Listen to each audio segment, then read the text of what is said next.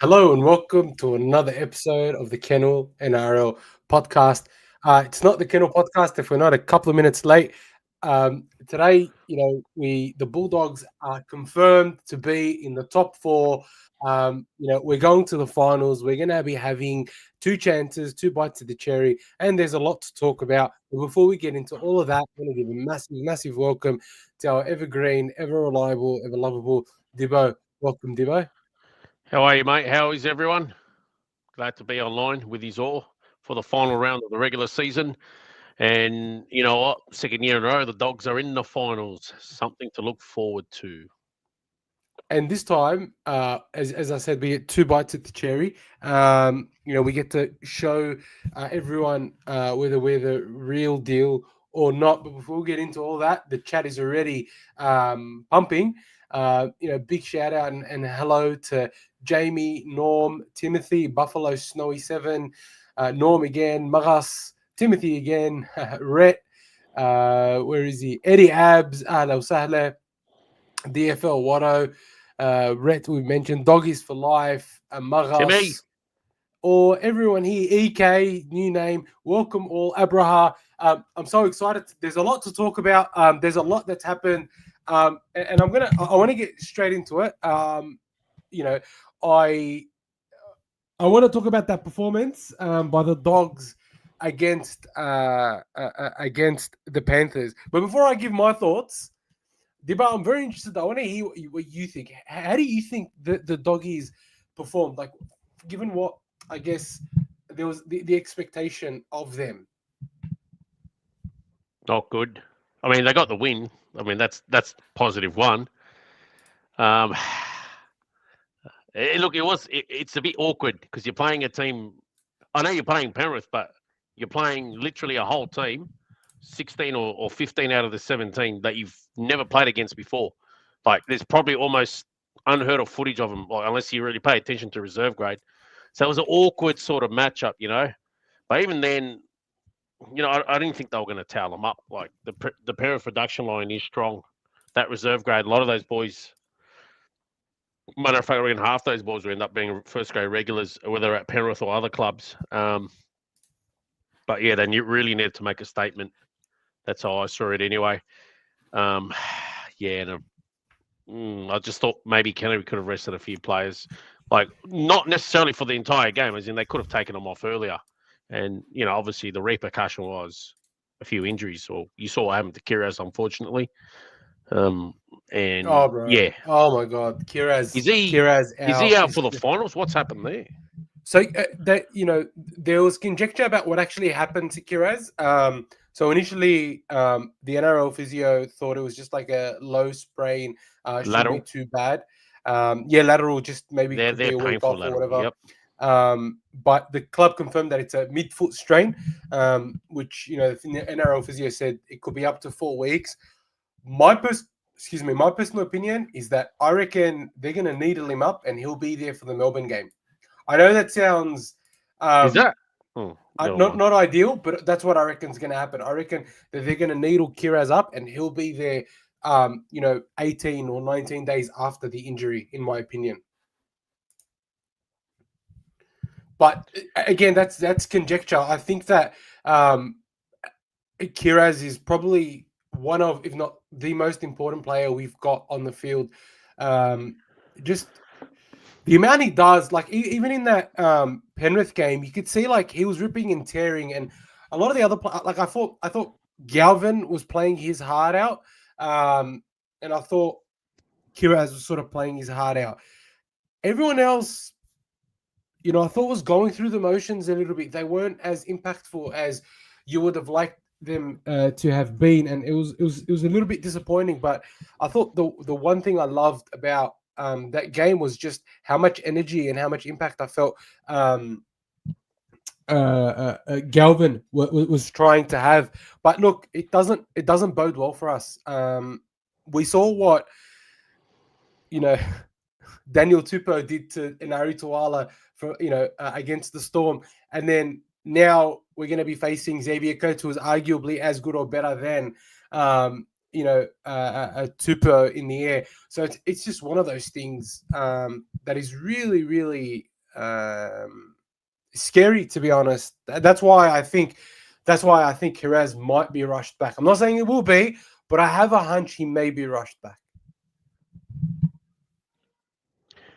Yeah, look, finals, man. I expect them to come back early. I do. I mean, it's a sprained ankle. If it's a lateral sprain, you can play with them. You're playing in pain. Obviously, it's not really healing, but as long as you're not making it, aggravating it like much worse, where to the point where you can't stand on it anymore, I do expect them to be back for the Melbourne game. And if not the Melbourne game, then whether they win or The lose, then the preliminary next final, game. because we're going to beat Melbourne. Yeah, look, next game at worst. That's when I expect them back. He'll definitely be back in the finals, just depending on which game. And it's something to look forward to. Obviously, a big performance is required this week against another pretender in Cronulla Sharks. For me, they're pretenders. I think the Dogs can knock them over. They should knock them over. They've got to go out there and make a stellar statement. They're not hitting the same levels I expected them to hit in what they've done in the first 3 quarters of the season. Look, I'm with you. I don't rate the Sharks as genuine contenders. What I am surprised though is that Ciraldo, is not resting any players, and I'm not sure why he's gone that route. I think if we suffer another injury, if we suffer an injury to a key player like a Critter or a Tracy, or God forbid, like a Tupanua does his hammy again, like that'd be devastating for us. And I think that would impact our ability quite considerably going into the game against the Storm. So, I'm sort of a little bit up and down as to whether I think it's a good deal or not. But Ciraldo made like an interesting comment when asked about resting players in the press conference. He said, we're at a different point in our journey, which, I think is very telling. I think it sort of shows Ciraldo's hand that he doesn't believe the attack is where it needs to be. Because if he did believe that, or he thought we were further ahead than where we actually are, he would be more comfortable in resting some players at the very least against the Sharks, that in a game that, other than, what lessons the players can learn from actually playing the game, it has no real value to us. And so that's why I think that Ciraldo acknowledges that our attack, our fluency, our chemistry isn't where it needs to be. Quickly, just want to shout out Jamie. Jamie Teasdale's given us 2 super chats. First one, the boys. I got the feeling the boys will pull their finger out this week and step up to the challenge. Oh, Dib, still the wrong jersey. Look, once we're in the grand final, I'm sure we'll put on the Doggies jersey. I'll tell you what. I'll hold. He's going to hold me to it. If the Bulldogs make the grand final, I'll wear a Bulldogs jersey for the podcast. You wahash. I will go and buy a jersey of my choice, which year, and I will, 95, obviously. I'll buy you the jersey, bro. 1995 will be my choice, but I will go buy a jersey. 04 was a strong contender, and wear it on the podcast. Done. That's it. We're making it to the grand final. That would be nice. Hey, everyone's here. There's 36 people, and everyone heard him say that, right? He's going to wear the jersey if the Dogs make the grand final. You know what would be awesome if they make the grand... you know what? Just the whole final is going to be awesome. I hope they have a deep run, because we all see the fanfare that happens around the Canterbury Bankstown area. Obviously, Belmore will be going off every day. I got a mate that's got a burger and fried chicken shop in Belmore. My hairdresser's in Belmore. There's other shops I do frequent in Belmore. I don't live in the area, but I'm there at least once or twice a week. It'll be nice just to see the fanfare. I was there a couple of days ago, when the Dogs make the grand final, we all know the whole area gets shut down, and it's just going to be a party atmosphere every day. Like something, just a bit of excitement. Don't worry about the Karens getting cut because he's having a good time. I hope their team just never makes the finals ever again, especially that Cronulla team and Roosters team. But yeah. Look, I agree. I think Doggies going deep into the finals means that there'll be a lot of attention on rugby league. There'll be a lot of attention on Belmore. There'll be a lot of attention on the community. Everyone's having a good time. Yeah, it's a mad time. Very quickly, I want to say a big hello to Tim Tam on Facebook. Be Massive, welcome. Morris, good to see you in here. Welcome. Tiam. Zatar, good to have you in here, brother. Who else is in here? Brian, how you doing, bro? There's a lot of people. Welcome. All while I've got you here, please just give this video a thumbs up, please. If you don't mind, just it helps us boost us in the algorithm. And if you are not subscribed, please be sure to click that subscribe button. Tiam has given a $3 super chat, and he is predicting a Sharks versus Broncos grand final. Can I just get everybody in the chat to give a big thumbs down? Just give as many thumbs down as you can. Just give a thumbs down. Not only is that a shit grand final, but I don't think anyone wants to see it. There's something I kind of like agree with him there, but anyways, I'll let you guys finish. How, bro? The Broncos let in 30 points. Yeah, 30 points against the Cowboys. No, you really cannot tell me. You cannot tell me that the Broncos are in any shape. Look, any shape just to burn final. my Melbourne Storm supporting fan. We were all saying it's going to be a Canberra versus Brisbane grand final, and he was taking the bait and he was burning.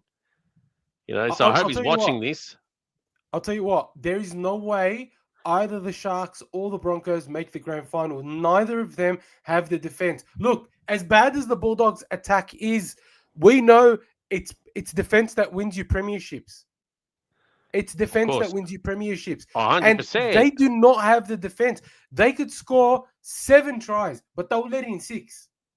And I think like the Sharks are just as bad. The Sharks are so up and down. Like, Sharks are the biggest pretenders. I'll be surprised if they even make it to the prelims, to be honest. I think the Broncos are the biggest pretenders. If the Broncos aren't fourth and they come up against the Panthers or the Roosters, both teams will put 50 on them. Who's in the box seat for fourth at the moment?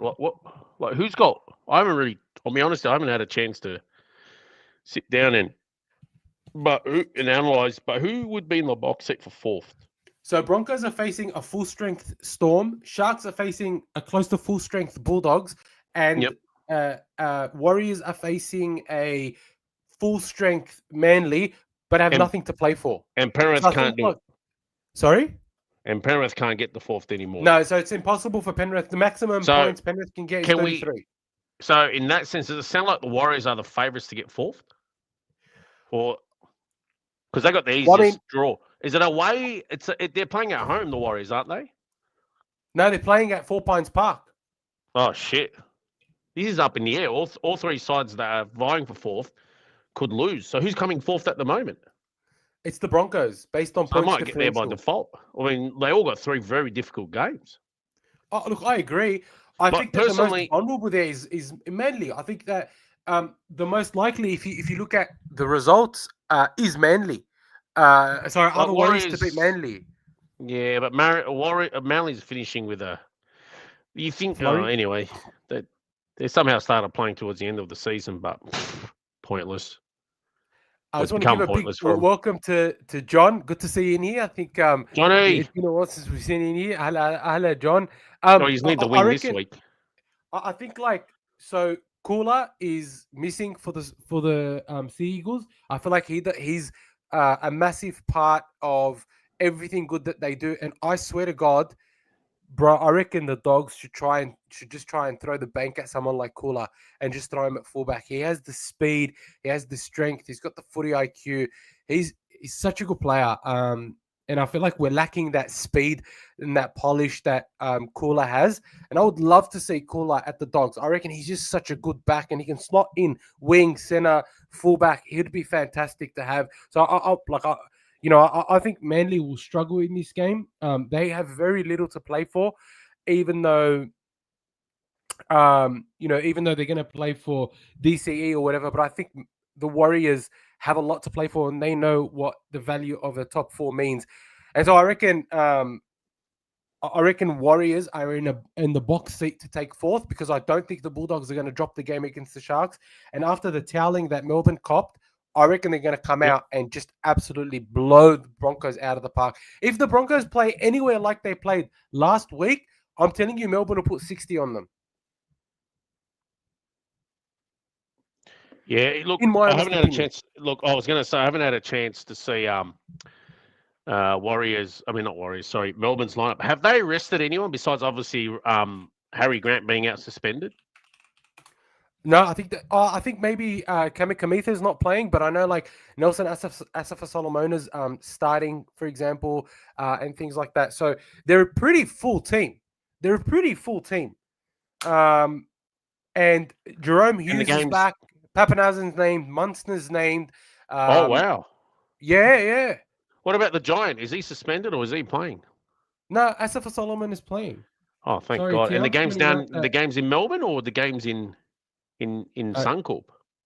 pretty sure it's up at Suncorp, but Melbourne have a great record up at Suncorp. Oh, Melbourne have a great record everywhere. Yeah, it's true, but especially at Suncorp. Sorry, Kamikamitha is named actually. Yeah, that's all so right. is Josh He's replaceable King. anyway. That's interesting. They've got yeah, that's very interesting. They've got Nelson starting and alongside Josh King. They've got Sean Bloor is out with an injury, so Ativalu Lasari will be starting in the second row in his place. But then they've got Wisha, Alec McDonald, Kamikamitha, and Joe Chan on the bench, which is a great team. And you look at like their depth. They've had to leave Marion Seve, Jack Howarth, and Jonah Pezza out. So I think, like, yeah, I reckon Warriors will be fourth, in my opinion. And I've been saying, and that they're the ones who deserve it more, to be honest. What do you guys think?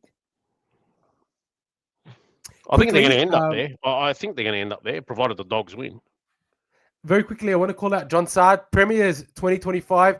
People are doubting us. People are saying we're only making up the numbers, but let me tell you, Premiers 2025, He's got to win this brother. week. He's got to win this we'll week. We'll win, bro. Sharks don't win this week. We won't talk about it. And Dib, you've given a $15 super chat as well. Free read money. I'm bro, not that's a liking big what I'm topic of seeing discussion. from the ruck. Big topic discussion. We will get to it in a minute. I'm promise. not liking it. I'm with you 100%. It works, but not in that way. But anyways, we'll get to that.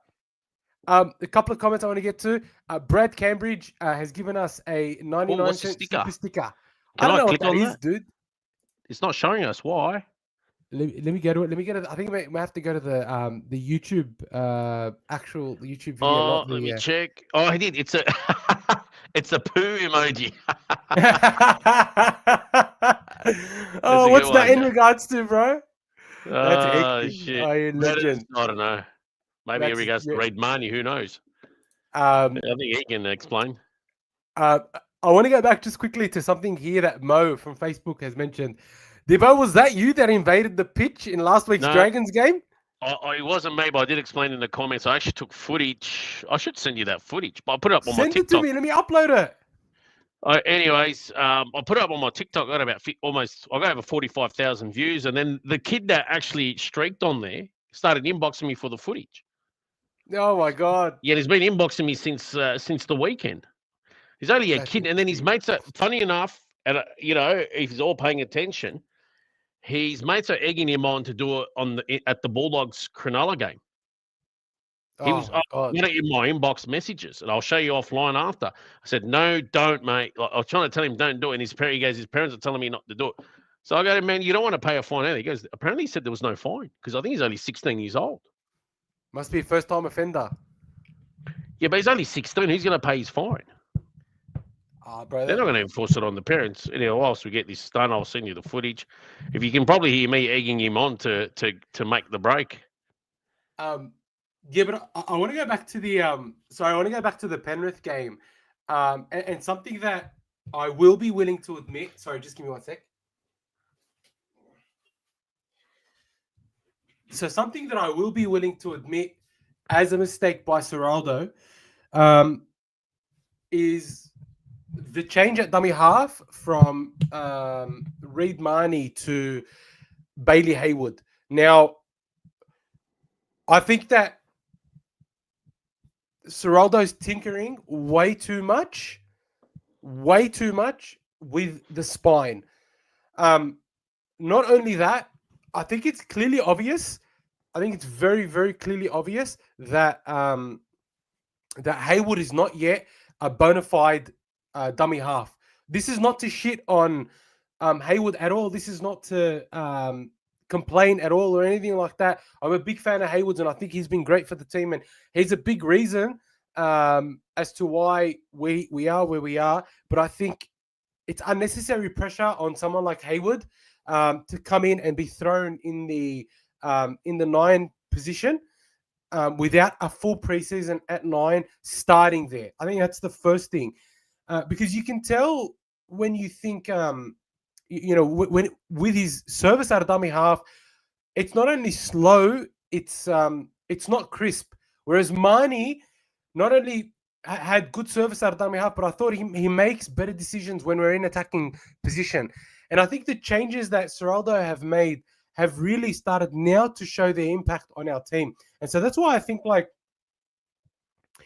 hopefully, Ciraldo's made these changes temporarily to give Mahoney a rest, and that in the finals, Mahoney will either start or get a lot more game time. Because at the moment, I feel like Ciraldo's decisions are sort of our own worst enemy at the moment, and it's very clear to anyone who watches that those are some poor decisions. What do you think, Debo? Do you think Hayward's doing a good job there, or should Mahoney be starting? I know you have a $15 super chat, so I sort of know where you stand on it. But what do you think?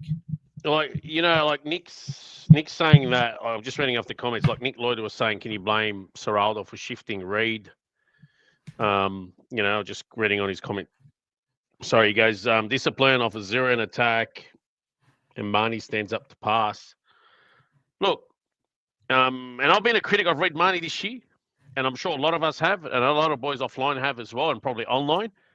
But he's more effective starting, and he gets in there and he gets into the trenches, and he wears the opponents down through his mingling, for his how his niggle and his defense, and it's just he's there. He's got the fitness. He's a presence. Yes, his attack ain't the best.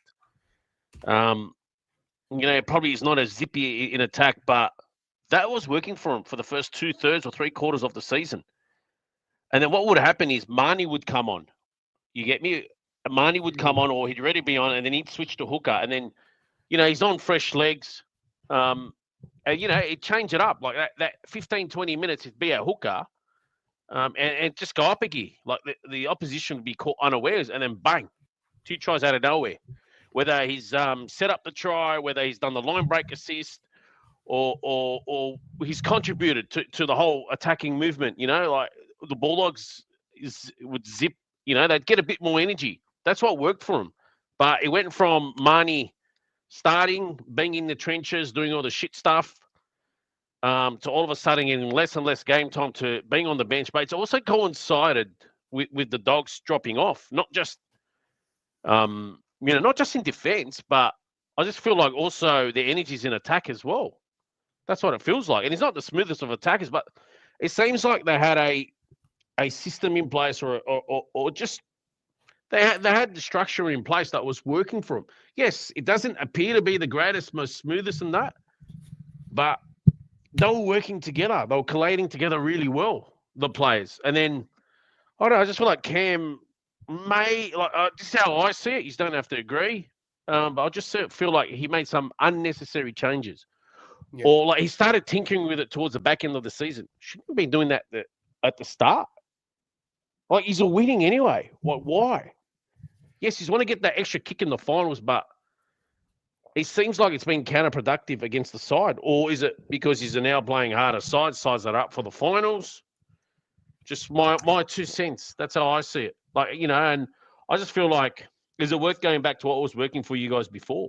Because what was working before, what he's trying now is just not working, or he's running out of time. If it's probably something he should have done at the start of the season. He's in the finals now. But it's just some questions that, like Nick, I agree with you. Were they winning against weaker teams? That now the draw dealt them 6 very tough games at the back end of the season. There's a lot of questions to be asked here, but look, at the end of the day, we can't ignore the fact, and I'll let you go. I'll let you take over shortly, Elmo. Can't ignore the fact that, look, it's been an admirable season already. and he's a top 4. He's almost, he's sitting for top 2 for most of the season, first for half the season.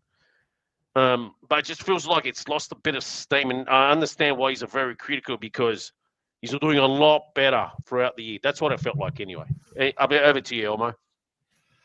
Look, so there's a few things that you've touched on that I do want to discuss, and I don't disagree with. So you can disagree. You can definitely disagree. I actually don't disagree. I think that he's tinkered too much, and as you say, Mahoney has a more well-rounded game at 9. He's been I guess top 10 hooker in the NRL now for 3 or 4 years. Almost made it to Origin this year, almost made it to Origin last year. He's got the niggle in him. He's got the fight in him. He makes so many tackles, has really good tackle efficiency. And when he kicks out a dummy half, he can kick longer than 20, 30 meters. And that's only because he's got the reps at dummy half. Again, this is not a let's shit on Hayward. I'm not here to shit on Hayward. I'm here to just say that I think Hayward, and I think Zata has mentioned it, and a couple of others have mentioned it in the chat as well. Hayward is a great 14. I think for 2025, Hayward is the perfect 14. Man should start at 13. Salmon needs to go, and then we can have an extra forward on the bench. Like for me, it's either you start Mahoney or you don't play him. Start Mahoney or drop him completely. None of this middle of the road, give him, average 16 minutes a game business. I just don't see the point of that. He comes on when it's too late and we've lost, or it's too late and we've won. He's never ever coming on when he can actually impact the game. Therefore, he's a wasted interchange and a wasted position on the bench, right? It's never a time where he's coming on to actually impact the game. And so it doesn't really make sense to me why he's being chosen. So, and this is where it frustrates me a little bit, because I feel like this is more of it's in Ciraldo's head as opposed to it being on the field. So he's choosing Mahoney because if he was to drop Mahoney, there'll be too much uproar from the media, because he's already dropped Sexton, but he's got Mahoney there for what? There needs to be a clean break, and I don't think that Bailey Hayward is ready to be our permanent 9, not for this year. And a lot of people say, they're planning for next year, they're planning for this, they're planning that. But I sort of don't agree with that, because like the Bulldogs have a chance to go deep in the finals this year. Even if we get to a grand final this year and lose, that's a huge success. And we were the runners-up in 2025. And so, I don't believe in this idea that we should be throwing away this season for whatever reason. That shouldn't be the case. That shouldn't be something that the team is even considering. But the amount of changes that have happened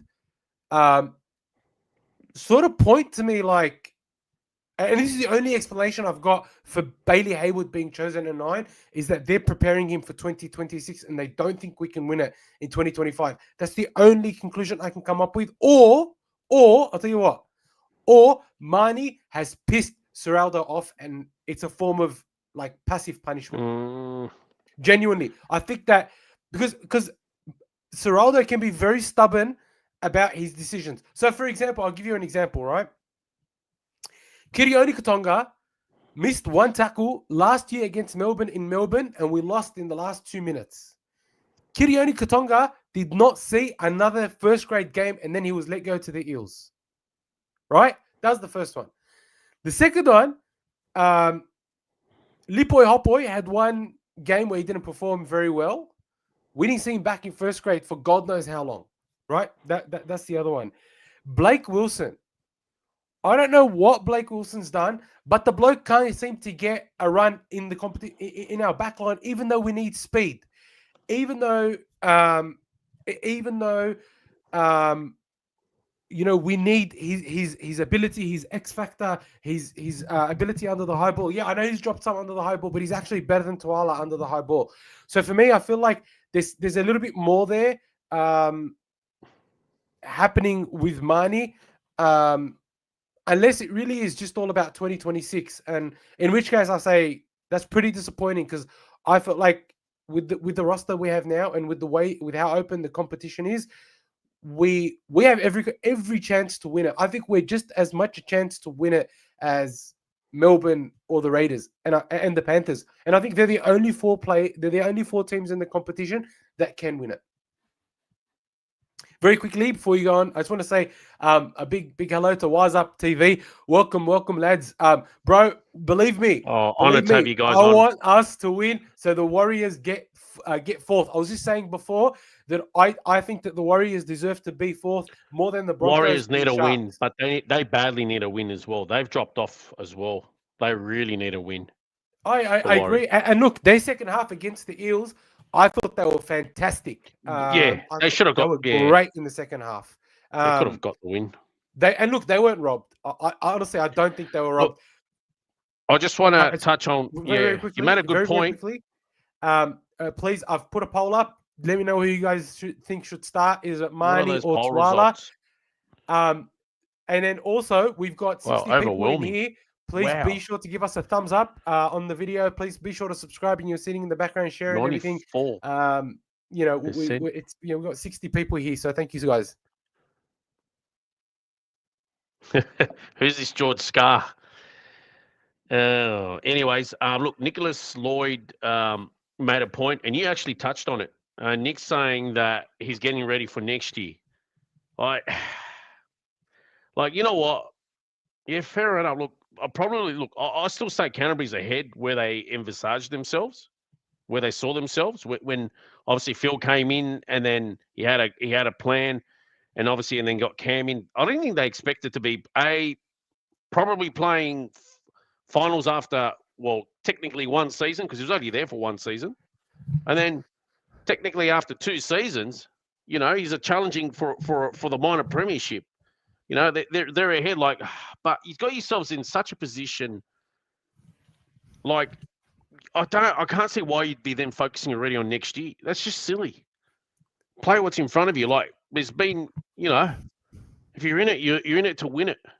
It's a fair point you and Nicholas both made, or touched on, that potentially they are looking towards next year. But no, that's silly. That's betrayal to the players to be looking forward to, and the fans. But for me, most importantly, it's always to the players. The players go out there to win. I think, they got to focus on this year first. Next year will come. They got to focus on this year first. That's what they got to do. I still think if they carry over their form, they can. Look, I think they've been in every top 8 team besides obviously the Broncos. They beat Melbourne this year, didn't they? Well, no, they went down. We only played them once. They've been in Canberra. They've been in the Roosters. They beat the Warriors. He's beat the Panthers, and he had a very tight other game, one of the best games of the year. Why? Why would you think about next year? You're there. You're in it to win it. That's it. It's a top 8 comp now. It's a new comp. Really, really, really doesn't matter where you finish. That's why Penrith rested 16 players last week. They're happy to play sudden death every week because they know if they're a champion side, they know that no matter where they finish, if they're good enough, then they'll win every week. So, you know what? Canterbury's got to go for it. They're going to go all out against Melbourne in the first week. They've already been there once before. They know what to expect. And you know what? It's probably a blessing in disguise. He's already went down there, played them, and lost. You get me? Thank you. It would have been good if he's have won. Sure, that's another blessing. But what sort of blessing? I don't know. I always feel like it's a better blessing if you go out down there and you lose and do half decently, which he did, because the first half we know what Melbourne can produce, so they know what to brace themselves for. The second half, they know what Canterbury can know what they can potentially produce if they stick it together for the whole 80 minutes, not 40 minutes, but even 80-minute performance. So not a bad situation to find yourselves into going down to. Ideally, would have loved the home preliminary final, but most importantly, he's been there. He's done that. So he's go down there. I think he's a big chance to win. And if he don't win, at least he's got a second bite at the apple, and he's got a home game anyway. I rather win, obviously, first week, get that week off, and rest the body, and get a home prelim and rest the body for the prelim. It's a nice feeling, but you just can't wait for this week to end, eh? None of you, all you guys can't wait for this week to be able to get ready for the finals. No one wants to watch the Shark game, bro. No one's thinking about the Sharks game. You know what I like about you, Tiam, and I'm reading your comment? You never get ahead of yourself. He's a realist, but got to be more optimistic, son. Got to be more optimistic. So he's a realist, but he's got to be more optimistic. Back your players. So I like I how agree everyone with wants you. to miss the negative. We still love you, but I agree with you completely about us going down to Melbourne already, losing there, but also still playing very well. I reckon it's a great point that you've made because it's true. What it does is it means that we've already gone down there and it was sold out as well, right? So it means that we've got the experience playing, under the bright lights in Melbourne, on a Friday night, so on and so forth. So honestly, I reckon it's been a big blessing in disguise. What is going to impact us is not having Kiraz and Hayes. I think that's my biggest fear is not having Kiraz and Hayes. However, Jamie Teasdale has said something. He says, I'm telling you, I've got a feeling the side that runs out for the rest of the season will be a completely different side, not in players, but in attitude. This I agree with, and I'll tell you why. Last year, the last two games, we got smashed. We got smashed by Melbourne, smashed by Cowboys, and everyone's like, dogs are finished, dogs are this, dogs are that. We came out against Manly in that first game. Look, sure, we didn't win. But the team that played against Manly in that first final was completely different to the team that played against Manly and Cowboys 2 weeks before. I think that the attitude and the intensity that the Bulldogs are going to bring against the Storm in Melbourne is going to be next level. And I think that the whole team, the whole club, the whole establishment is building towards this final in Melbourne. It's going to be sold out. I think it's going to be a Friday night.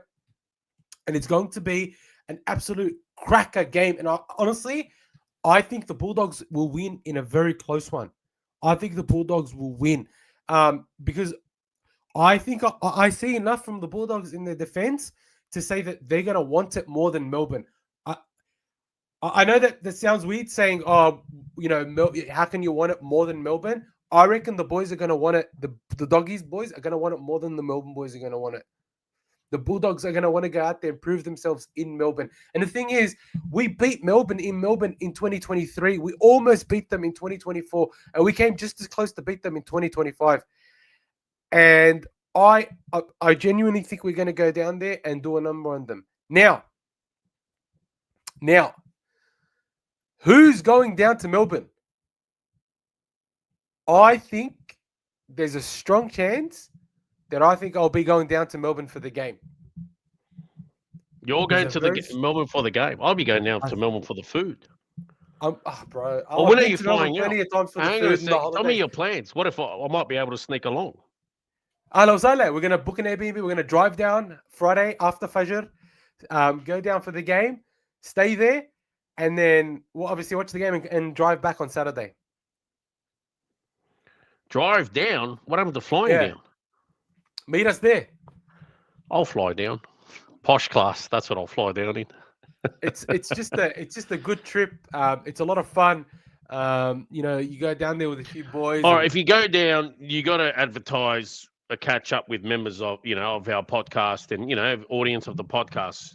If you go down, is that a Friday night? 100%. I think Phil Gould. I saw online. I think Phil Gould was saying to one guy whose son's trying out for the reps. I think he said it was a Friday night. Did you see that? Yeah, because Raiders will play Sunday. Raiders are playing Sunday, so there's no chance they'll back up. They'll play their first final on Friday, and we play Saturday. Melbourne play Thursday, so it just makes sense that we play on the Friday, and then the Raiders will play on the Saturday, and I think 5 versus 8 will play on the Sunday. So that's what I think. That's what I think is going to happen. So we'll be playing on the Friday, but I am very excited about that game. It's just one of those. It's going to be one of those events where were you when the Bulldogs proved everybody wrong? Where were you? Jeez, I hope you come back smiling. Jeez. And you know what? For this one, whoever is going down, win, yeah. Inshallah, what we'll do is we'll have a catch up afterwards, or we'll we'll get together at the stadium afterwards or something. I'll put up a post on Instagram because I think it's going to be a huge game, bro. It's going to be one of those games. You better I hope think you win. I think if you're going to be at this game as a Doggies fan, it'll be a long time before you forget this game. Because I'll tell you now, if you don't win, Brian Dibb will be waiting for you in the comment section. I'll tell you now. Brian Dibb's always waiting for me in the comment section anyway. Mate, he's come after you about Ciraldo, because, we're in a group chat and there was a guy that's been talking up Ciraldo for the last 3 years. And I was trying to tell Brian after round 6 when the Dogs were undefeated to apologise to Carl. And Brian's like, "What? It's only round 6. Come back to me when it's round 26. And I think, you know what? The Bulldogs haven't been below third all year. So for us to finish third... I think it's admirable where they are. They're top 4. 90% of the clubs would like to be where they are. Yeah. And we've faced the 11 of the top 8 teams. So, top 8 teams 11 times this year. We've won 5, whatever. I think, I reckon we're doing well. Honestly, bro, I reckon the Dogs are such a massive chance against the Storm. People underestimate what we can do. And I reckon our attack is going to look a lot different come the first final than what we've seen so far. I think a lot of it has been experimentation and sort of experimenting. But if you look at Manly, right, we got it right. It was great. If you look at Warriors, we got it right. It was great. If we come in with the right attitude, genuinely, I think we're every single chance to rip in on that day, and which is why, I think it just makes sense for me to go down to this game. Bro, I'm so excited. I don't even want to watch this Saturday. I don't care about this Sharks game, brother. Let's just start the finals this week. Don't worry about the Sharks. Don't worry about this. Who cares about who's going to be 8th? Let's just start the finals. So yeah. But that's it. I do want to say about the Dogs Panthers game.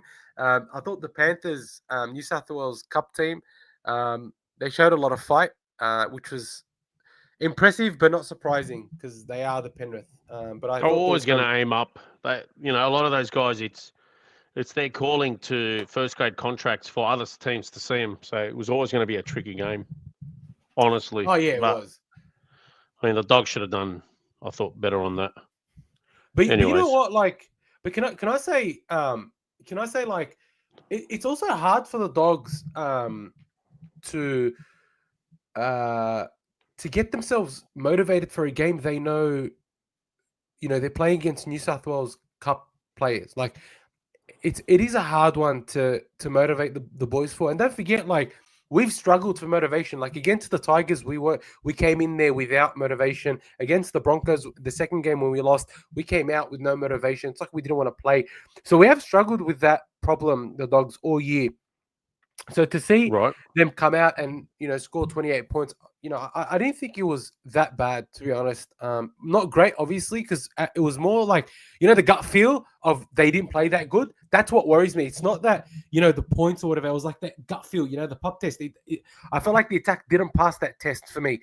I thought that Galvin's short passing worked a lot more against this Panthers team, but I don't know if that's because the passes were better or because the defenders were worse. Obviously, it's hard to sort of say what you can take away from that game, but I thought that Galvin's short passing was a lot better.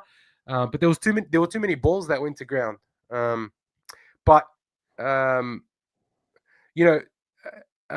Eddie Abs asking us a fair question. He says, "Is it fair to say we step up first, big occasions, i.e., Manly?" Yes, it is fair to say that, and I think I've been saying that for a while. What do you reckon, Dibbo? Do you reckon the Dogs do get up for the occasions? Look, if they want to be the premier club in the NRL and they want to be challenging for a title, they got to get up for it regardless.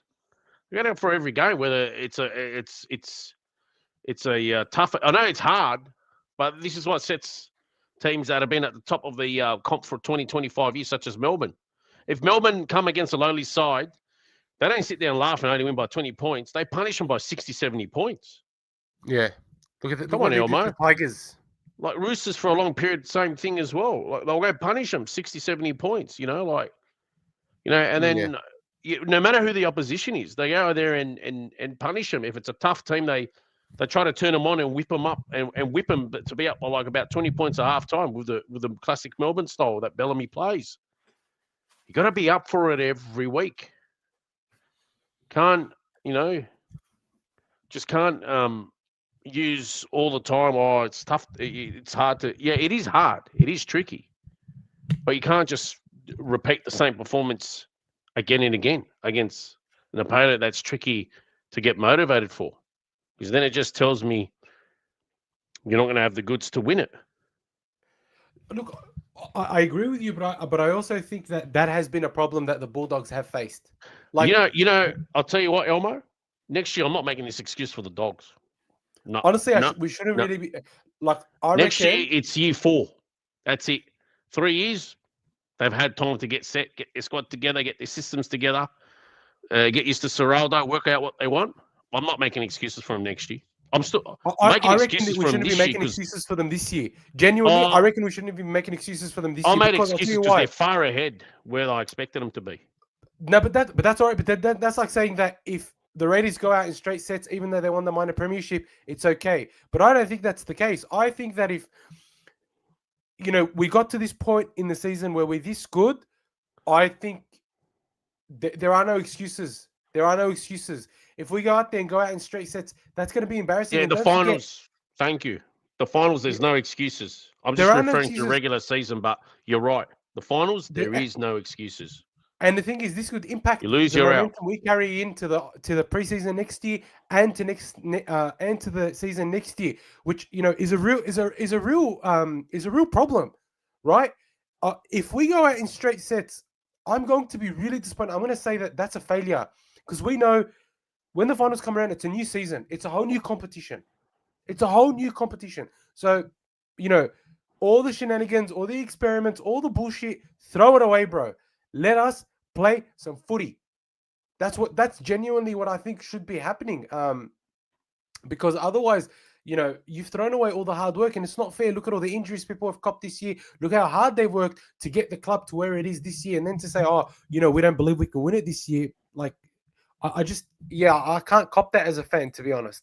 But I have faith in Ciraldo. And while I guys have you here, there are like 62 people in this in the chat today. So please give this video a thumbs up. Just very quickly, give it a thumbs up. Be sure to subscribe. Share with your friends, share with people you think would love to come into the chat and talk shit as much as possible. We just as many the more people there are, obviously the better it is, and it does help us. So thank you very much. Now I don't know if you're reading. Yeah, go for it. I don't know if you're reading Brian 30104. I don't know if it's the same Brian as Brian did before, but look, if you read his comment about, the comments are, but he's talking about the small men in the middle. Yep. I think he was banking on Mahoney, on Hayward to be killing it, but I think he's saying now Hayward might be dropped altogether. Maybe he's alluding that it's finals now that Ciraldo's been forced to probably go with the big men. I would say so as well. Like, wouldn't you want to play? Wouldn't you want your big men to make a dent? Have you? We've all been around long enough to see finals footy. The intensity is insane. Yeah, it's like battering rams. There's a softening. There's generally always a softening up period. It's brutal. Each club, each player goes into Terminator mode. What was hurting them before is no longer hurting them. They're no longer fatigued, anymore. They just go out there and bang, bang, bang. I think he's got to get an extra big man on the bench. It's one of those small guys. Got to make way. I agree with you. But actually speaking on that, how good was Tupanua? Thank you. Huh? How good was Tupanua? Yeah, of course. But I just want to. Tiam somehow read my mind. He dropped Salmon's name. Thanks, Tiam. I was actually alluding to Salmon. Look. He's a Bulldog. The guy got demolished by Dane Laurie. Anyways. Yeah. Look, he's a Bulldog. We support him, whatever, bro. But Salmon he gets average 25 minutes, makes maybe 18 to 20 tackles a game, averages about 40 meters. When you compare his output to someone like Sitili Tupanua, it's day and night. Like, it doesn't make sense to me why we would still have Salmon there. Throw man at lock. Sitili's so great. At 14. Bro, he's great in attack. He's just action, energy, action. He was like that at the Roosters. He's just he's next level. He's a boost. He's an XP boost. I don't know if you play those games. Yeah, bro. attacking, he comes on. He just hits the line at 100 miles an hour. And each run's the same. Trying to burst through the hole, hitting the hole at 1,000,000 miles an hour. It doesn't slow down. And if he's not I thought scoring, for he's sure he busting was the going to line. score a try. I thought for sure he was going to score a try against the Panthers. Like, he was your best. Don't you agree? For me, he was your best. I think he was. On field, he was absolutely. I mean, Preston was really, really good.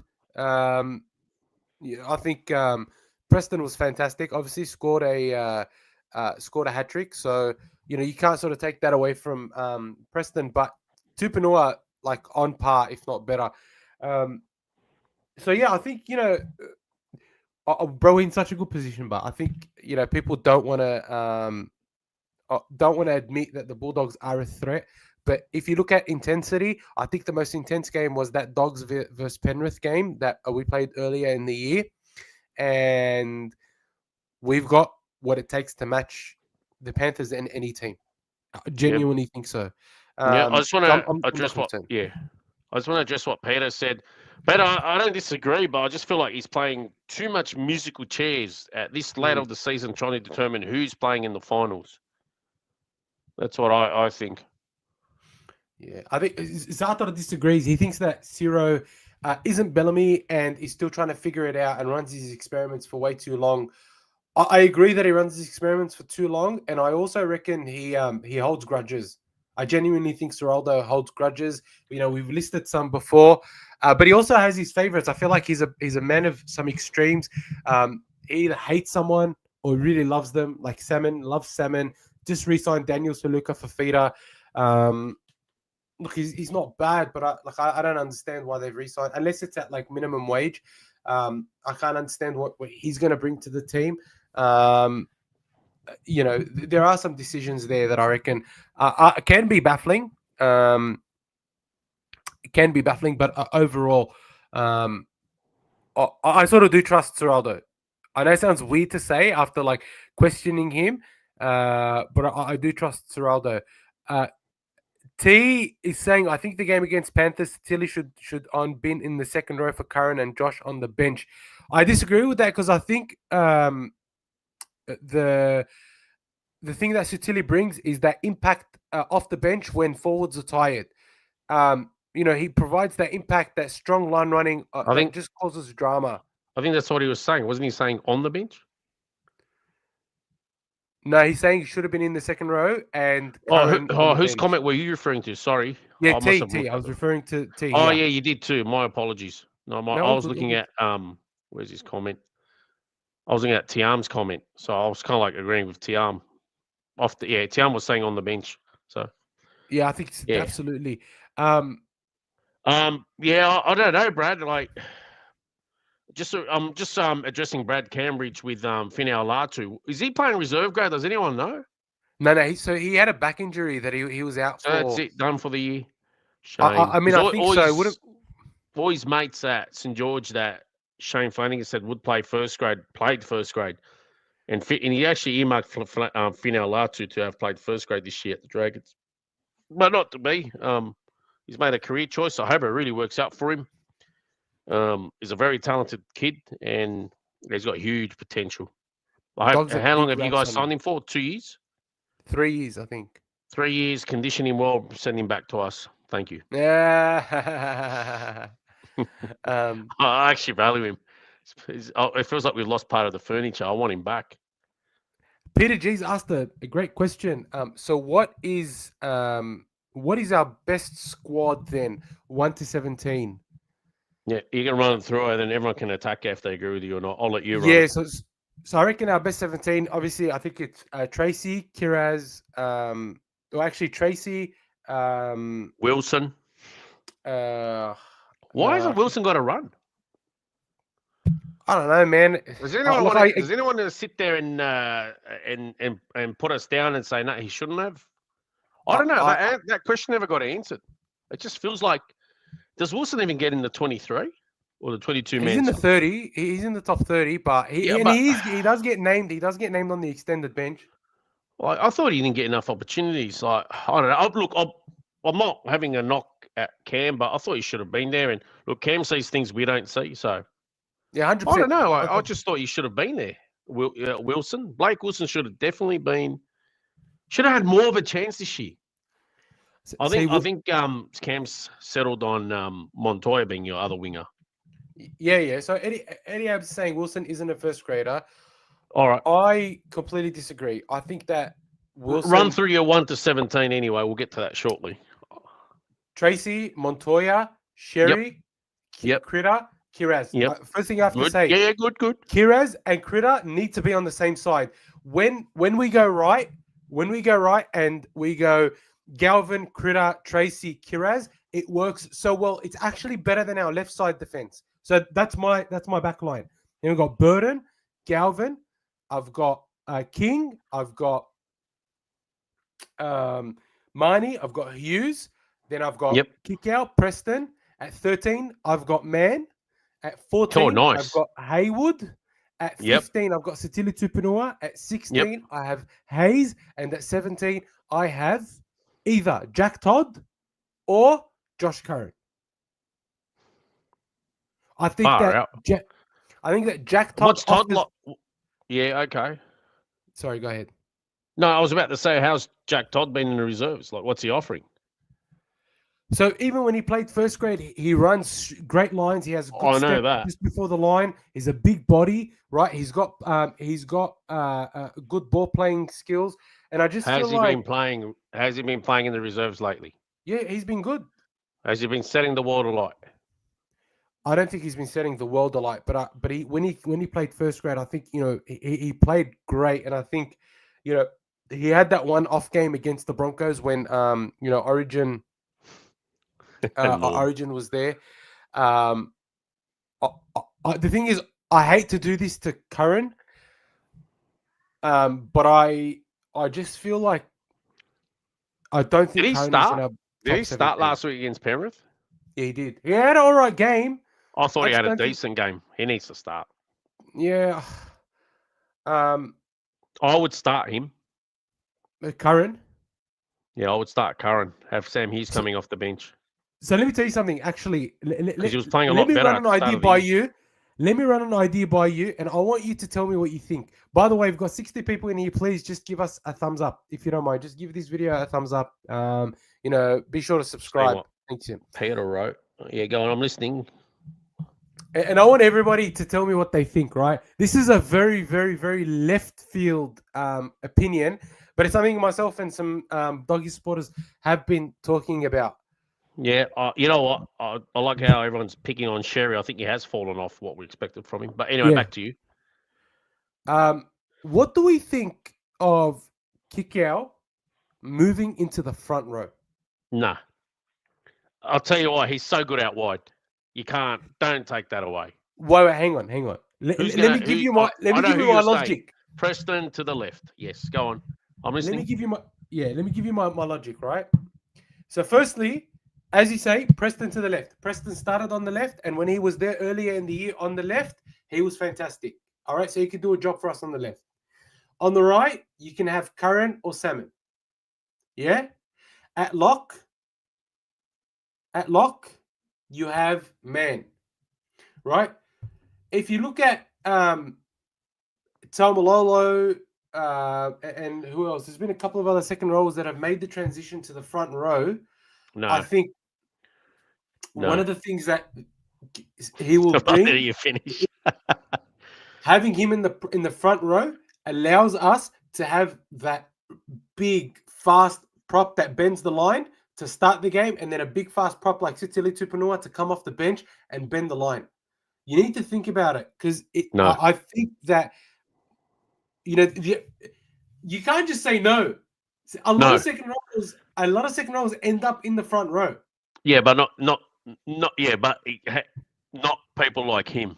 I rather him having out wide, crunching players, stampeding players, than up the middle and fighting a Megatron versus Optimus Prime battle where neither him or the other guy come out looking good for wear because he's that sort of physical player. You don't want to take away his strengths away from him, and that is crunching players out wide, either busting the line himself or finding his centre or the inside man.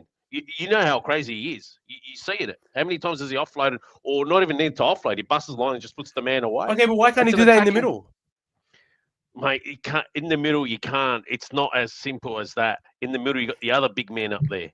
Tiam They just hand- said if Keon Kolomatangi can do it, you don't think that Look, can do it? I know they're different players. Kolomatangi I know they're isn't different as- players. Well, I know. He's Wallah. not as robust as Kickow. You know, he's got a bigger frame. He's not as robust. He's a different sort of player. Fantastic player. I'm not saying Kickow couldn't do it. Sure, he can. But he's just taking away such a big strength of his and taking away from the Dogs. All right, you get Preston out on the left, but who's replacing him on the right that's going to be as effective? Okay, we can even move Hayes there. Hayes We can ain't even as move Hayes effective there. as neither at this stage of his career. He's never effective as Preston and as Kickout. He's not as robust. And Preston hits the line really well. So does Kickout. Hayes doesn't hit it near as well as them. He's still early in his career. He can bust the line. He hits hard. Hayes is actually better up the middle, surprisingly. And please don't float salmon.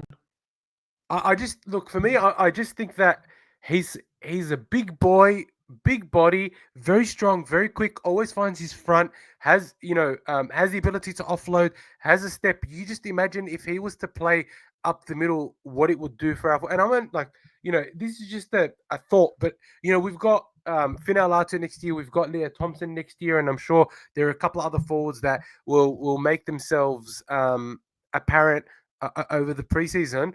But it's just a thought, right? Like, can Kickow have an impact in the middle? And honestly, I reckon Kickow will be great once up the middle. Daniel Kolesnik is saying, sorry, I hope I pronounced your name correctly. Kickow will be gone once contract is up.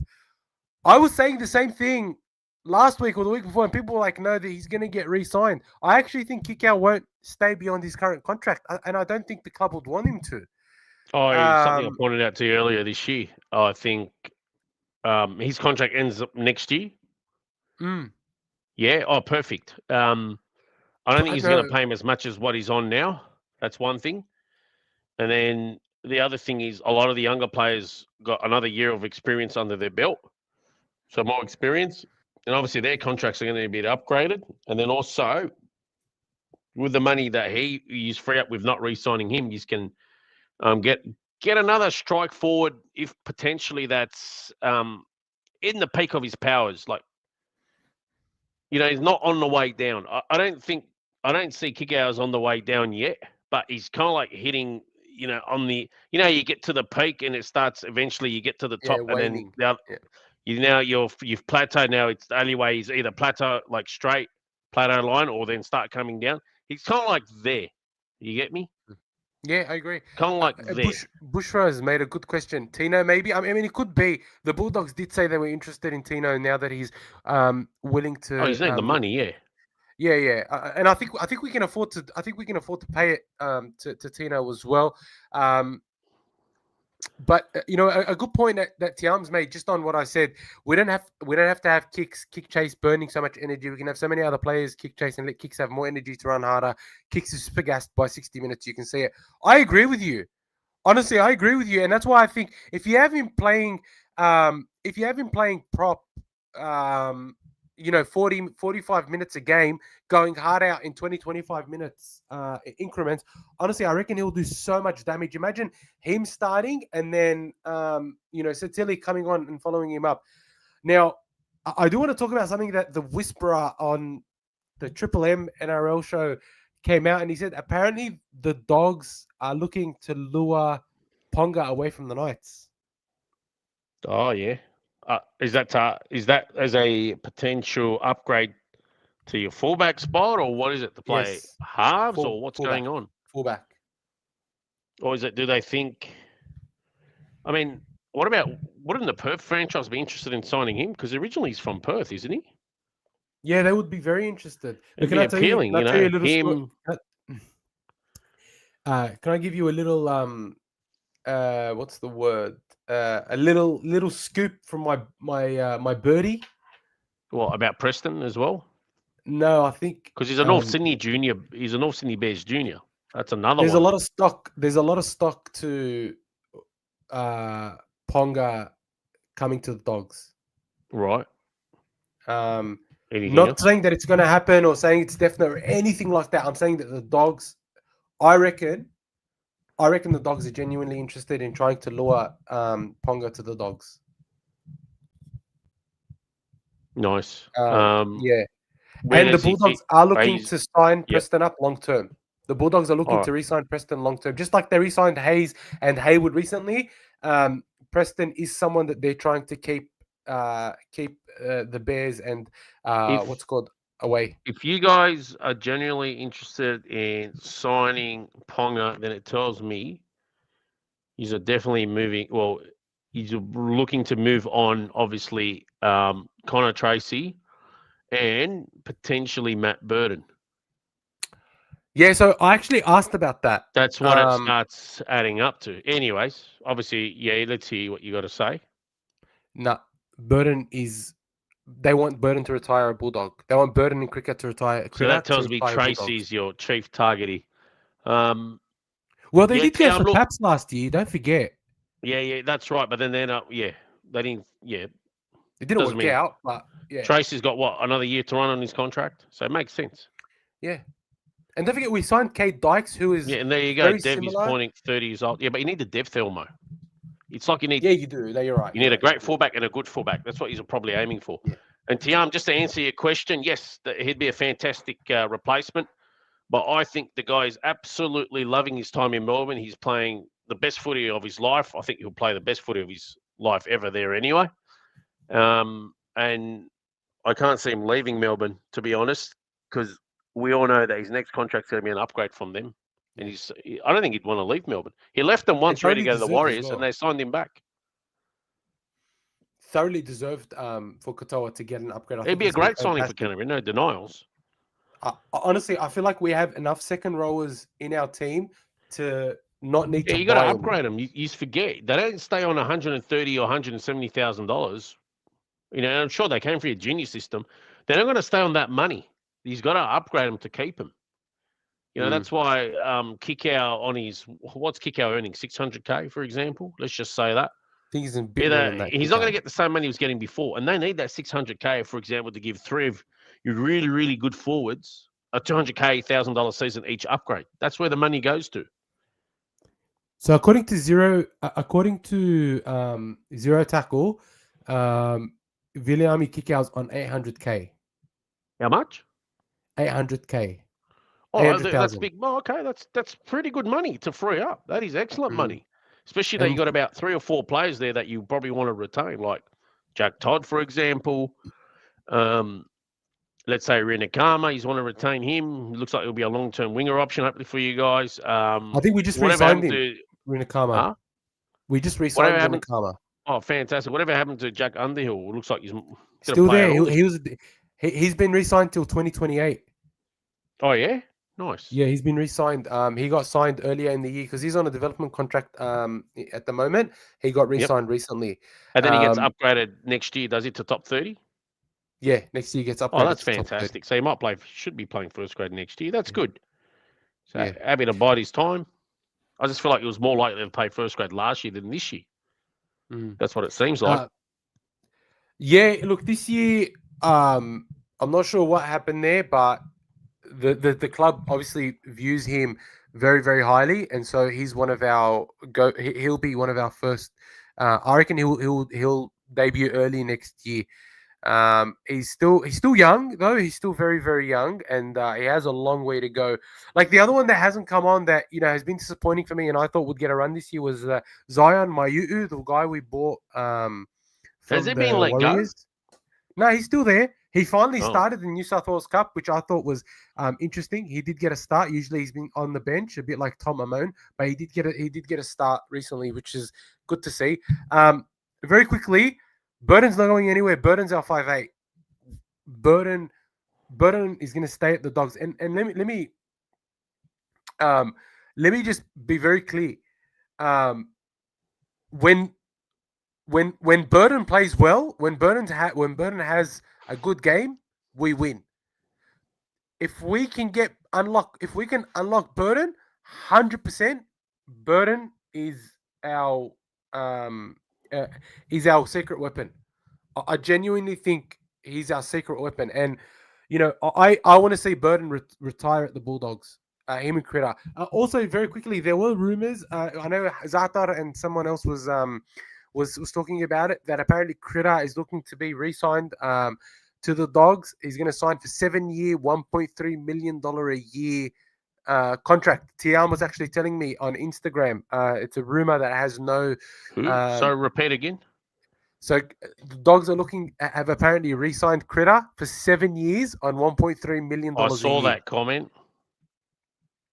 Not sure how true it is. Not sure how real it is. Look, I know Zatar and a few others were saying it's too much for Critter. Maybe as an individual to another club, 1.3 million is maybe too much for him. But I reckon for our club, Critter's worth that and more. 1.4 for 7 years. Yeah. I don't think they're that silly, surely, to give him a 7-year deal. It doesn't make sense. Yeah, it doesn't make sense. There's plenty of plays out there. He's not a halfback. It's not just that. It's the numbers and the whole story, the whole package. 7-year, $1.4 million. It just doesn't add up for me. Like that's not how the Bulldogs do business, in my opinion. The Bulldogs don't work that way, and that's why I reckon it's not real. That's why I don't think it's necessarily going to happen. Yeah. I do think he will re-sign long term. I just don't think it'll be for that much money. I'm just reading Brian's comment, like Moses and Cleary 1.3, and look, he pointed out you got to be a bus driver, like a person that steers the bus or steers the ship. Yeah. But you know what? Even thinking about it, like what Brian said, like let's be fair income here. Like seeing all the money all these other guys are getting, like getting someone like Cleary or Moses for 1.3 a season compared to all these other players seems like a bargain now. Yeah, 100%. Honestly, feels like those guys are like Cleary feels like he's worth $2 million, and it feels like Moses got to be getting at least 1.5. All these other guys are on overinflated money at the moment. Like those guys, $2 million a bargain for Cleary. That's my opinion, anyway. That guy's not just the orchestra; he's the whole symphony. Hmm. He's the symphony. And given two new clubs are coming in, he runs the whole show. He's the whole symphony that Nathan Cleary. It's insane. Now look at Para with Moses. Pulling the strings. He's the conductor. Can I just make this? Can I just firstly, I want to address the Preston to Perth Bears super chat, Dibbo. That is not hype. It doesn't happen, bro. He's a future. I reckon he's a future. What's it called? He's a future captain of the Dogs. Honestly, I'm just pointing out anyone that's WA affiliated or North Sydney Bears affiliated that's going to end up there. Yeah. All right. So I want to. They'd be silly not to get some of their identity there. Honestly, I'm pretty sure Meningas, or they've been instructed, anyone that's a North Sydney Bears junior, they need a target. They need some DNA. It's not a bad ploy. I want to address this very quickly. Let me be very clear. Let me be very, very honest and very clear. I can guarantee you, Critter will not be gone by 22. In fact, I wasn't referring to Critter. I said Preston. Ooh, no. But I just want to address the Abraha comment. I can absolutely guarantee you that Critter will not leave in 2028 and that the club is trying to sign him long term. They are trying to sign him long term and they want him. I think he'll get him. I think they want him to retire a Bulldog. Like, take this as gospel. The Bulldogs will not allow Critter to go, not easily anyway, unless he's getting paid $2 or $3 million in rugby union or a rugby 360 or something like that. The Bulldogs don't want Critter gone anywhere. And you can take that to the bank. Honestly, you could take that to the bank. Now, I do want to touch on the Sharks game briefly. I honestly, as I say, I'm not very excited by it, but I do want to touch on it just because we have to. Looks like we struck a nerve with Tiam. We mentioned Critter leaving and Tiam's on the defensive. Ooh, we worked out his weakness. Nice. I should have spun that rumor instead of the Prestons to Perth Bears rumor. What do you think of Tino? Tino to Perth Bears? I'd hate for him to stay at the Gold Coast. I think he's better. He's a better player. I reckon he'll stay at the Gold Oh, Coast. I'd hate for him to stay there. Even though, yeah, you make a fair point. I'd love for him to go to Perth. That's a good marquee player to have. Can I be honest with you? I'd love to see Tino and Josh Hannay turn that whole institution around and give it some sort of success, even if it means, making it. I never understood him going there. To be honest, I didn't like him leaving Melbourne to go there. Either go back to Melbourne or go to Perth.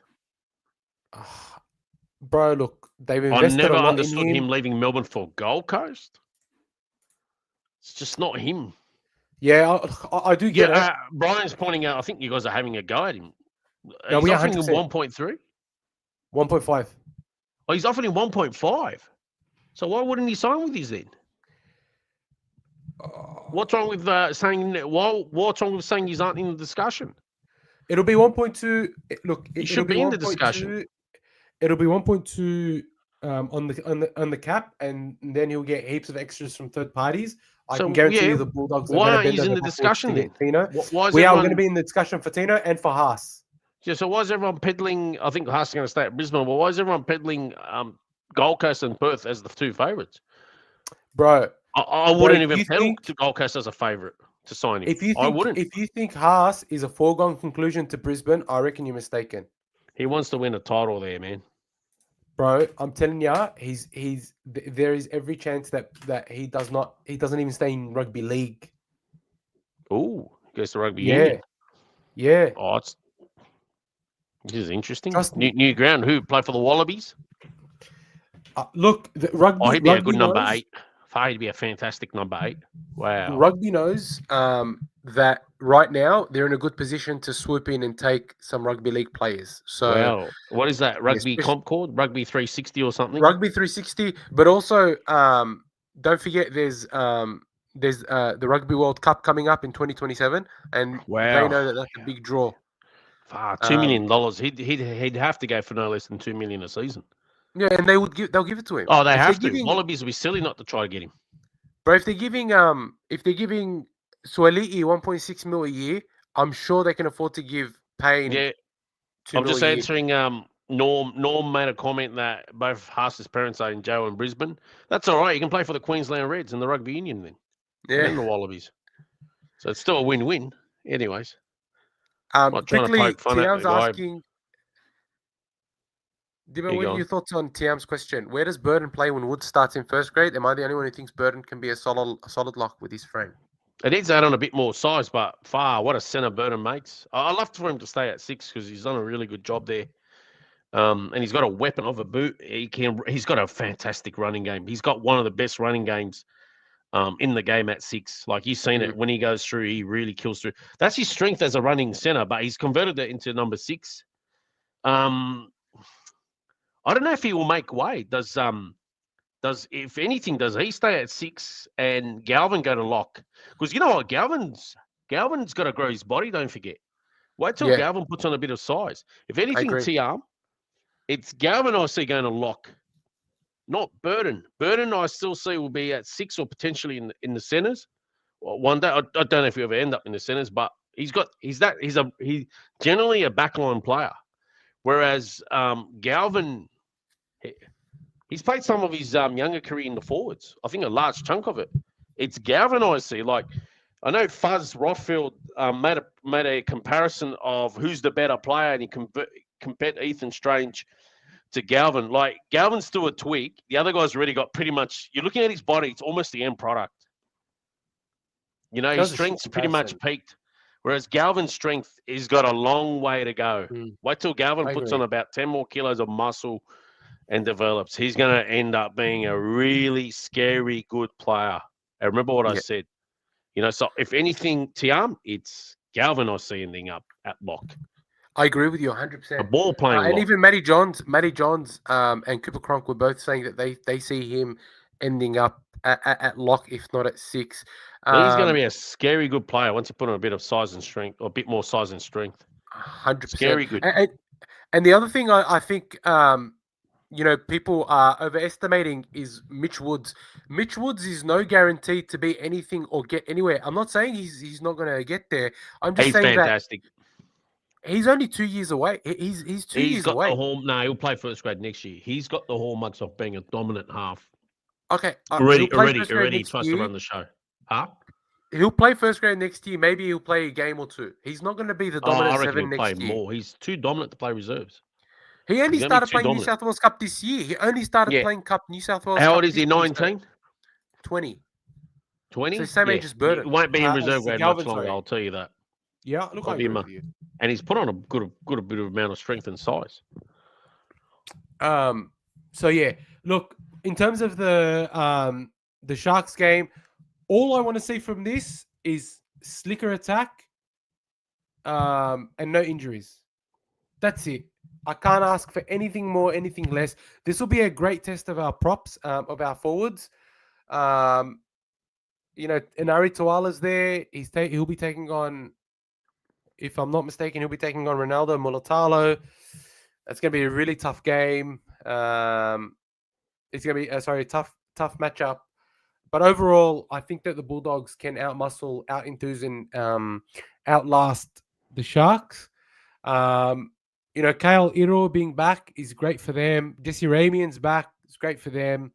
Braden Trindle is a little injured. He did sprain his ankle, so that could be bad. And we can maybe get kick out to target him. But other than that, honestly, I just really, really don't want I'll take any him, Eddie. injury for the Dogs. Did anyone read that? Topic on apparently Toby Rudolph shit himself in the game against the Titans. I can't stand that guy. There's something about him I just don't like about him. Seems like a dirty Kent. Disgusting. What an absolute. No, regardless, what is wrong with the guy? Every time there's something there, he opens his mouth to be the contrarian. It pisses me off. Bro, he just wants to go against the grain. It's like he's seeking attention, Yeah, 100% he is. Like Reece Walsh drinking water out of the toilet bowl. Rudolph shitting himself. Yep. What else is happening around the grounds? Gamet Shibasaki obviously dropped. Yeah, he's had a stellar season, and to do that at the end of the year, look, good on them for dropping him. He'll be back obviously for the finals. Or we'll wait and see if he's back for the finals. But yeah, I wonder how it's going to affect the morale of the team. Him being dropped. I wonder how it affects their defensive shapes. So yeah, it'll be interesting to see how they go. As for this game, they've got What do you think of Nicholas Lloyd? If you want to highlight his comment, was the Sharks game your best win of the year? I think you're going to say Manly, but it was up there with one of your best. It was up there with one of your best this year. That Cronulla game was clinical from start to finish. Remember at the start of the year, he's punished him? Yeah, I do 20-0. I still reckon the Raiders win was the best win of the season. No, because he's played two halves, Elmo. Two halves. Like, this one was so polished. I reckon Nick's right on this. Nick, you're on the money. That was polished from start to finish. The only other game that you could make a case was probably the Manly game. No, the Rabbitohs. Maybe some earlier games of the year. What was that, sorry? The Rabbitohs. 32-0 on that was good. Friday. Obviously, when it comes to the caliber of opposition, Cronulla, everyone thought Cronulla was going to humble you, and then instead he's made everyone else like humble pie. That was, for me, now I think of it, it was your best win of the year. But don't forget, Rabbitohs had most of their players, with the exception of one or two. Yeah, that's all right, but I'll just say how the season's go. I think Cronulla, what he's did to him at the start of the year. Yeah, it was a great game. I was a great game. I think that was your most polished now I think about it. Eddie Ab saying the first Penrith game. Yeah, agreed. The first Penrith game. You lost the game. No. This Cronulla game. Okay, we did lose, but it was a great performance. You lost. Yeah, we lost. All right. Now, very quickly, it's 9:00 or 8:56. Dibbo, I want to go through. Just do. I want to keep talking. I don't want to go home. All right, let's keep talking. What's your what's it called? What's your prediction for this game? I'm obviously going the Dogs. I actually want the Dogs to win. I don't want to see Cronulla get the top four. Do you think the Dogs really need to make a statement? They really need to make a statement. So I'm going to go the Dogs, and it's at Accor. Dogs by 14. Statement win. Dogs by 14. But look at Cronulla's lineup. They're starting to firm. I don't like two things. I don't like something about Cronulla's forward pack, though. Billy Burns. And Toby Rudolph's been crap for the last 1.5 seasons at least. And Jesse Colquhoun. Colquhoun, how do you pronounce that? Yeah, Colquhoun. Colquhoun, I think Hazelton should be starting, but I think Hazelton's not as effective off the bench than he is starting. Adam Fanua-Blake's sensational always for them. Braden Trindle's carrying the injury, bit of an underwhelming season for him. K.O. Aro's back. They've got a good 1 to 5 solid. Hines is well below his best. Teague Wilton's a good ball runner. I think he's will get him. I want to get you guys 14 points. The Dogs. Yeah, the Dogs of the Dogs. The dog pack. I reckon Dogs are going to come out and attack really well. They're a big forward pack, Cronulla, but there's some players there. I reckon we're going to win 30 to 12. 30 to 12. Setili Tupanua, anytime try scorer. He's better contain Fanua-Blake. Otherwise, we'll make a mockery of all of us. I don't think it's Fanua-Blake that we need to target. The guy's a damaging ball runner. One of the most damaging ball runners. As long as we pressure Nico Hines and get him off his game, they'll do nothing. Not hard to do. Not hard to do. Yeah, that's what I mean. If we can do that, I reckon we'll put a lot of pressure on. Make sure on you don't take that. They're going to make sure they don't take that big bop us lightly for Fanua-Blake. 100%. But then he's got footwork for a big man, and he can score a try. And I feel like the only real, they've got a decent bench. I don't know if Hohepa Puru should be on the bench. But isn't he a halfback? No, I think he's more of a centre. Why did I hear that if Trindle might not play, Atkinson will be the 6? Yeah, so they have named him on the extended bench. So he may play if Trindle's injured. Fair enough. All right. I think it'll be hard to just on Zatar's point. It's Brayley, not even Hines. I think with Brayley, he's so good you can't pressure him too much. You just have to contain him. But if you put Hines off his game, there's only so much that Brayley will be able to do on his own. That's why I think Bulldogs will score a lot and the Sharks struggle to score points. But I don't know. It's one of those games where I really want the Bulldogs to come out and prove themselves. Better win. Yeah. Very quickly, Dibbo, do you want to go through Let's fire away some of the other games? Yep. Just give me 1 sec. Just while I'm doing that, boys and girls, if I could just get you guys to give me a thumbs up on the video, subscribe, all the good stuff, just to make sure that we get all the goodness out of you guys watching. All right, first game, Suncorp Stadium, Storm v Broncos. Pappenhausen, Warbrick, Anderson, Meaney, Coates, Munster, Hughes, Asif Solomon is starting. Look at them. Anyone they're missing? Josh King. Garlick's a mad player. Is he leaving him next year? He's going. Yeah, signed with the Souths. Far out. I hate that. They always seem to get players. I would have loved him to stay at Melbourne. Look, he wanted to start. He wants to, he's behind. No, good on him. Good on him. He's not being Wishart and sitting there and being the world's most glorified number 14 for about 8 years of his career. Yeah, no, that's good. Respect the garlic. I reckon Pezza is better than Wishart anyway. I'm not saying he isn't, but I'm just saying Wishart just doesn't know how to go for a challenge. He's happy he's sitting number 14 and being a glorified player behind arguably the best lineup in the NRL this season. And for the past few seasons, anyways. No, I agree with you, and I just don't get it. Like, what are you waiting for? Yeah, like what? He wants to stay there for $300K. He can go in $500,000 starting elsewhere. 100%, I agree with you 100%. There's so many, especially now with and how to take a challenge on. So interesting in this game, as we said, Shibasaki's been dropped. Mariners at centre, and then Arthur comes onto the wing. Melbourne. I reckon Melbourne by 14. Melbourne by 20. Melbourne. Yeah, Melbourne by 20. Wow. Eagles Warriors. This one, Nico Klukstad's there, but Berry, Tuvasashek, Manly. Boyd. Sorry, YSTV. I'm going Manly. No, I'm going Warriors. I'm going Warriors by 12.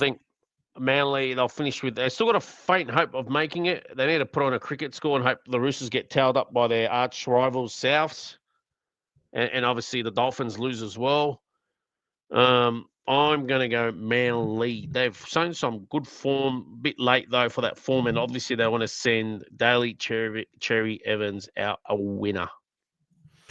I just don't think that's enough to play for. I think the Warriors are going to play as Well, well as I they think he'd be can. their greatest ever halfback, Daly Cherry Evans. Yeah, he would be. Yeah, he would. He's only up against Tuvey and Matt Orford and Hasler was the other halfback and Phil Blake and I forgot who. I don't even know who was before Phil Blake. But anyways, that's how far. Sam back I Healy can go. is starting at 9. I reckon that's What a player! Really exciting. Yeah, Is that good Mitch to Healy's see. son? I think it is. Wow, what a player! Nice. Roosters and Rabbitohs. I am gonna go. Wow, who's back for South? Monroe's back. Damn, no Latrell spewing. Yep, go on. Sean Kepi, Humphreys, Ward. Wyden is back. Kolomatangi. I had lunch with his brother-in-law, who incidentally is David Reynolds from the V8 Supercars. Actually, it was a dinner, not a lunch. Couldn't believe it was his brother-in-law. Talis Duncan's back at second row. Brandon Smith is named on the bench. So is Cody Walker and Cameron Murray. Far out. Yeah, that's that's interesting game. one. This. If I remember, Zulus can't even make their 8-17. Far out. This one's a tough one. I'm going to go Poosters. I was about to say South, but I'll go Poosters. Poosters by 2. I'm going to go Rabbitohs by 2. Yeah, it's a tough game. Yeah. You know what? South's got so much motive. What a game. Cracker game to have for round 27. Beautiful game. Beautiful game, yeah.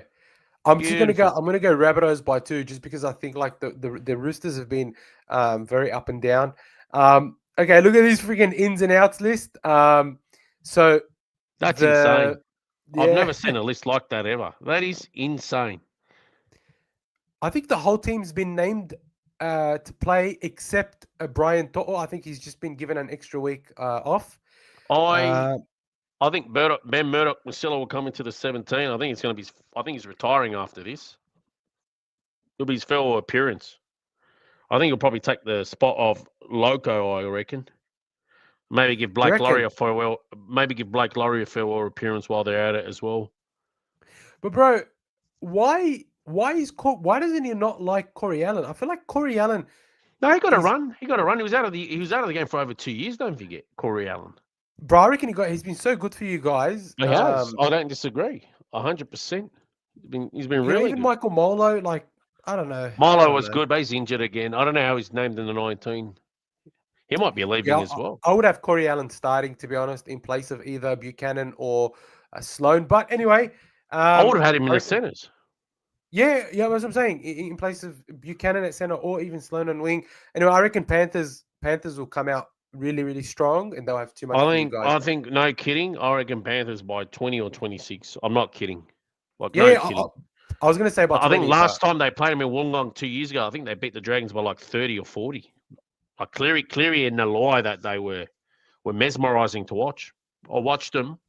One was the yin to the other one's yang. It was insane. They were like if you zoom in on an atom or something and you see the protons and neurons going around each other. Yeah, it was like that. It was poetry in motion. It's like the magnetic fields. It was just crazy how they worked in tangent. I sat there at Wollongong. Everyone was focusing on the game and the score. I was just spies were pinged on them too. Insane. They had to just break up the duo. Anyways. Tigers and Titans. So Carter Gordon finally gets a crack to debut for the Titans. I remember he came from rugby at the same time as Mark Nawanga Tinawase. And then also I think Cooper Bai. I think Marcus Bai's son is getting his debut as well. I'm gonna I'm gonna throw a spanner in the works here. I'm gonna go Gold Coast. Me too. I'm gonna go Gold Coast by 12. Gold Coast by 8. Good shout. I think Gold Coast got to get this to avoid the spoon, or do they got to win big and hope Newcastle lose? I think it's more like Des Hasler's last game. They sort of want to, Keanu Kinney makes a huge difference for them. Yeah. So I'll be Gold interested Coast. to see. Yeah, I'm going to say Tigers have Gold done Coast. admirably well this year. Credit to them. Didn't expect them to do that well, but credit to them. And hang on a sec. Who's got the bye in the last round? The Cowboys. Oh, right. So they're still, yeah. All right. This game, I'm going to go. Look at the ins and outs. So here's another big list. Strange, Young, Dolphins are Fogarty, winning. Stewart, Tapane, Papali'i, Weeks, Sasangi, Starling, Hosking. Dolphins are winning. Yeah, Corey Horsburgh is captain. Dolphins, I think Dolphins by plenty, not just Wow, a win. this South Roosters game, now looking at this, is going to be an absolute blockbuster. Yeah. Because Farnsworth is back as well. What was that? Farnsworth is back as well. Herbie. Yeah, Herbie's back. I can't see him. He's named on the reserves. Oh, okay. I probably wouldn't play him. If he's not 100%, I wouldn't play him. I'd save him for the finals if the Roosters aren't going to win. Yeah, I think that's the plan. If the Roosters win, they won't play him. If the Roosters don't win, I think they will play him, and I think he'll make a big difference. Finifuiaki's back. I think he makes a big difference. So I'm gonna go Dolphins by 20. And then the last one, Eels and Knights at CommBank Stadium. I think. And going back to Heath's comment, Brown to hand Knights the spoon. Fuck, what a headline that would be. Actually, a good headline, Heath. Great headline. So the club is going to, for an inflated $1.3 million, and he'll probably be handing him the spoon. I'm going to go the Eels. They're finishing with a flurry this year, and credit to them. They finished with a nice flurry. Credit to them. Another team, thumbs up after the poor start to the year, or disrupted start to the year. So credit to them. I want to say Eels by plenty, not just the win, but by plenty, in my opinion. Eels for me by 20. By plenty. And does with that mean Knights end up with the spoon? Actually, check the live ladder while I'm at it. Yeah, let's have a quick. Let's have it. Oh, quickly, Heath has given $2 super chat. Brown. That's what I pointed out. Sorry, I was looking at. Well done. Thank you very much. I appreciate that, Heath. Good to see you on here, man. It's a pleasure to see you. I am not. His image, the shirt that he's wearing says, "I am not a asshole. I am the asshole." And to you, I am Mr. Asshole. Thanks, Heath. We love it. Thank you so much. Really appreciate it. I'll tell you what. If Knights lose, Gold Coast win, Knights get the spoon. There's a 37-point difference in the for and against, and the Knights are worse off. Oh, the Knights are worse off? Yep. Wow. The Knights are worse off. Can you imagine if Adam O'Brien finishes his last season off with a spoon? That would be insane. That would be insane. All right. With that, guys, I think we've come to the end of the podcast. Let me know if you guys are coming to Melbourne. I will be. I think I will be at the Melbourne v Doggies game in Melbourne. So hit us up on Instagram. Just send me a PM on Instagram. If you guys are going, I'll put a graphic up, inshallah, where to meet up if I do end up going there. Look, it's been great chat. I think this has been one of the most enjoyable chats because we didn't really focus on the game. We just had a chat. We just want a big shout out to everybody that's still there. We still have 43 people in the chat. Please be sure to give this video a thumbs up. I love you all. Very, very much looking back to the looking forward to that first finals game. Up the Dogs. And just quickly, Jamie Teasdale. Thanks, Jamie. Appreciate it. Good one as always, boys. Have a good night. Good night, boys. Good night, Jamie. Up the Dogs. All right, guys. Thank you so much. Look, if there is... very quickly, I think I will be going live again tomorrow, but I've got a very interesting guest. So there's a dude that puts up Instagram videos teaching people cricket in the US. So he lives in the US. I think he lives in New York. And he teaches the American public about cricket. And I was actually really a big fan of his content. I was watching one of his videos, and one of the videos I was looking up, and in the background, he's just got this massive Doggies flag hanging up, like 3 big Doggies flags hanging up. And I just made a comment on his channel about, him being a Doggies fan, and he responded, and he's like, let's do something together. And so tomorrow night I'll be going live. I think should be I'll put up a graphic somewhere on Instagram about what time we're going live, but we'll be going live, and I'll be having a chat to him about the season, about his support of the Dogs, and what it's like to be a rugby league supporter in North America. But that's about it. Thank you so much, guys. I really appreciate your time. Love you all. Eddie, Norm, Jamie, Mark, Abraha, Nicholas, Heath, everyone, everyone that's still in here. We love you guys. Thank you so much. Peter Doggies, how you Billy doing, was mate? didn't realize Billy was on the stream. Sits there silent assassin. Thanks silent for producer. joining, Nick. Appreciate your comments. Loved it. Loved all your engagement, you guys man. as well. All Thanks, right, guys. Have a good night. We'll speak soon. Take care. Cheers.